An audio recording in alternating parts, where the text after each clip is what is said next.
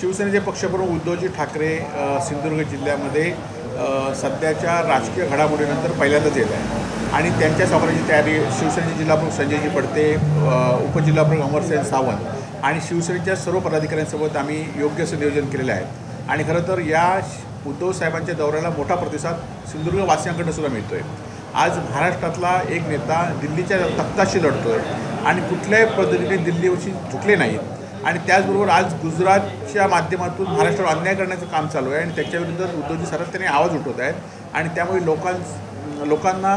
उद्धवजींच्या मागे उभं राहायचं आहे आणि ते उद्धवजीच्या स्वागतासाठी उभे राहणार आहेत आणि आम्ही त्या दृष्टीने योग्य असं नियोजन केलं आहे आणि लोकांचा भरभरून प्रतिसाद उद्धवजींना पाहण्यासाठीच लोकांचा भरभरून प्रतिसाद मिळणार आहे। राज्यातील एकमेव शिवराजेश्वर मंदिर मालवणमध्ये आहे, त्या सिंधुदुर्ग किल्ल्यावर तुमच्या विधीतनं जे आसन तयार केलं त्याचं पूजन करणार आहे, तर नेमकं किती तास? खरं तर सिंधुदुर्ग जिल्ह्यातलं आणि सिंधुदुर्ग किल्ल्यावर असलेलं छत्रपती शिवाजी महाराजांचं शिवराज्याभिषेक मंदिर हे जगातील एकमेव मंदिर आहे आणि या मंदिराचं नूतनीकरण आणि माझ्या आमदार मंडळानं केलेल्या सिंहासनाचं या ठिकाणी साहेब पूजन करणार आहेत आणि खरं तर शिवाजी महाराजांच्यापासून आपण सगळ्यांनीच प्रेरणा घेतली होती आणि ही प्रेरणा आम्हाला निश्चित उद्धवजींच्या माध्यमातून मिळणार आहे आणि त्यामुळे त्याचं उद्घाटनसुद्धा भव्यदिव्य स्वरूपात आम्ही करणार आहोत। दीपक केसरकरांनी असं म्हटलं आहे की एकीकडे मुख्यमंत्री असताना कोकणाला निधी दिला नाही, आता इथे येऊन टीका करणार आहेत, मात्र गेल्या 1.5 वर्षात सावंतवाडीसाठी फक्त 150 कोटी रुपये मुख्यमंत्र्यांनी दिले, त्यामुळे इथे येऊन टीका करू नये। खरं तर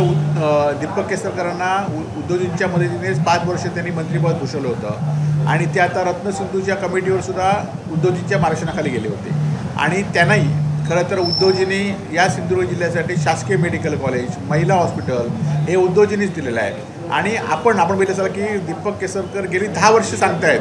की सावंतवाडीमध्ये मेडिकल सुपर स्पेशालिस्ट हॉस्पिटल व्हावं। ते 150 कोटी 1,500 कोटीचे आकडे आम्ही अनेक वेळा उद्धवजी यांचे ऐकलेले आहेत, त्यांचे खोक्याचे आकडेसुद्धा आम्ही ऐकलेले आहेत आणि त्यांनी खरं तर हॉस्पिटलसाठी काय करणे 10 वर्षात सावंतवाडीसाठी काय केलं हे जाहीर करावं आणि मग हे आकडे कोटींचे आकडे सांगावे। रिंगणात उतरल्यास तुमची रणनीती कशी असेल? खरं तर नारायण राज्यसभेत का पाठवलं तर त्यांचा पराभव झाला विधानसभेमध्ये म्हणून त्यांना राज्यसभेत पाठवलं,